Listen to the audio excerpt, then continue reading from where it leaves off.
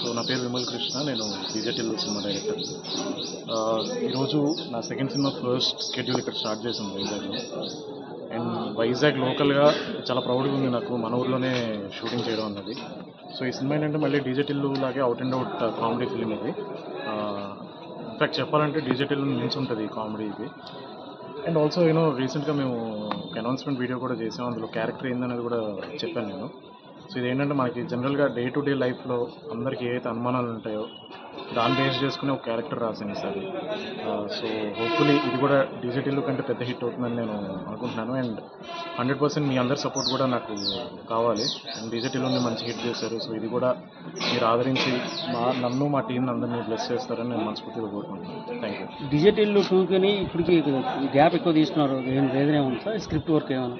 అంతే అండి, మెయిన్గా ఏంటంటే నాకు క్యారెక్టర్ బేస్డ్ సినిమాలు చేయడం ఇష్టం నాకు. సో మంచి మళ్ళీ డిజిటల్ రేంజ్లో రీచ్ అవ్వాలంటే క్యారెక్టర్ కొంచెం ఇంపాక్ట్ క్రియేట్ చేయాలి కదా.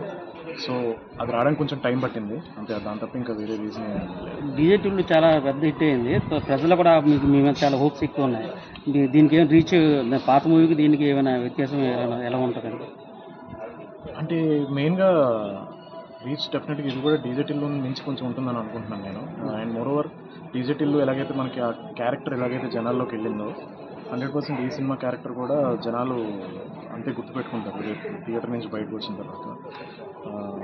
అండ్ నాకు తెలిసి ఆబ్వియస్లీ సినిమాకి మనం డిఫరెన్స్ ఉంటుంది ఏదో ఒకటి.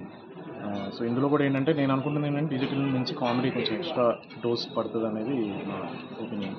ఓకే, ఈ సినిమా బాగా హిట్ అవ్వాలని కోరుకుంటున్నాను సార్. Thank you.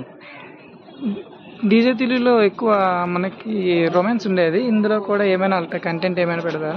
లేదండి, ఇది డీజేటిల్లో కూడా పార్ట్ 1 మీరు చూస్తే అందులో పెద్దగా రొమాన్స్ ఏ ఉండదు. ఫ్యామిలీ అందరూ వచ్చి ఎంజాయ్ చేసిన సినిమా లేదు, చిన్నపిల్లల నుంచి పెద్దవాళ్ళ దాకా. అండ్ ఇది కూడా అంతే, చిన్నపిల్లల నుంచి పెద్దవాళ్ళ దాకా అందరూ ఎంజాయ్ చేయొచ్చు ఈ సినిమాలో కూడా. ఎటువంటి అడల్ట్ కంటెంట్ ఏమీ ఉండదు, అందరూ క్లీన్ కామెడీ ఇది, అందరూ వచ్చి ఎంజాయ్ చేయొచ్చు ఈ సినిమా.